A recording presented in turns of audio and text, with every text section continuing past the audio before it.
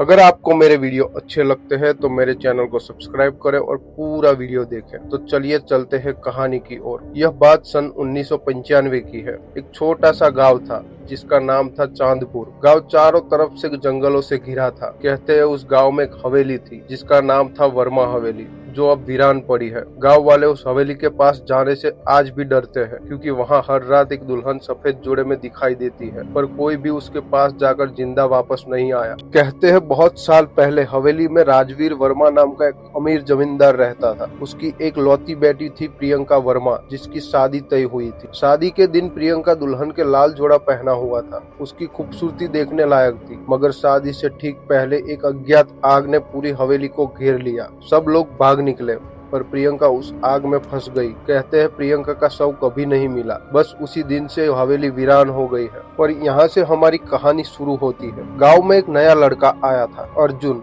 वह एक शोध करता था जो पुरानी जगहों की रहस्यों पर रिसर्च करता था। अब उसकी वर्मा हवेली के बारे में सुना था तो उसकी उत्सुकता जाग गई। गांव वालों ने उसे बहुत रोका। बाबा, उस हवेली की तरफ मत जाना, वहाँ मौत की परछाइयां घूमती है। लेकिन अर्जुन ने ठान लिया कि वह सच जानकर रहेगा। एक रात जब गांव पर घना कोहरा छाया था, अर्जुन टॉर्च और कैमरा लेकर हवेली की ओर बढ़ा। हवेली के टूटे फाटक पर जंग लगे ताले लटक रहे थे। अर्जुन ने फाटक के नीचे से घुसकर अंदर कदम रखा। अंदर पूरा सन्नाटा था। हवाओं में कराहने की आवाजें आ रही थी। हवेली के अंदर सब कुछ टूटा फूटा था। दीवारों पर अजीब सी पुरानी तस्वीरें थी। जैसे वह मुख्य हॉल में पहुंचा, उसकी टॉर्च की रोशनी अचानक एक सफेद साया जगमगाया। वो छाया एक दुल्हन का था। उसके चेहरे पर घूंघट था, लेकिन उसके पैरों के नीचे जमीन नहीं थी। वह हवा में तैर रही थी। अर्जुन का दिल जोर जोर से धड़कने लगा, पर उसने हिम्मत नहीं हारी। वह कैमरा ऑन करके धीरे धीरे उस दुल्हन की ओर बढ़ा। अर्जुन ने कांपती आवाज में पूछा, कौन हो तुम?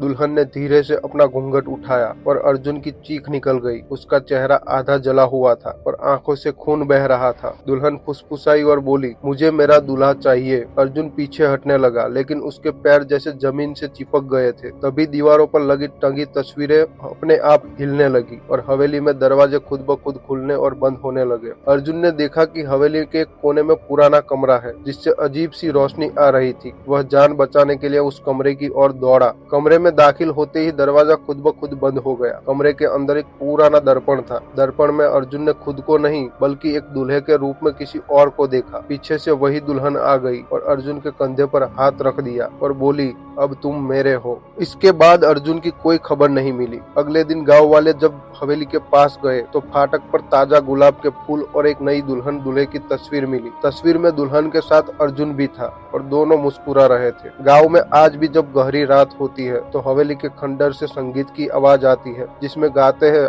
आज मेरा पिया घर आया। लेकिन अब वहाँ कोई जाने की हिम्मत नहीं करते। कहते हैं हवेली ने अपना नया दूल्हा पा लिया है।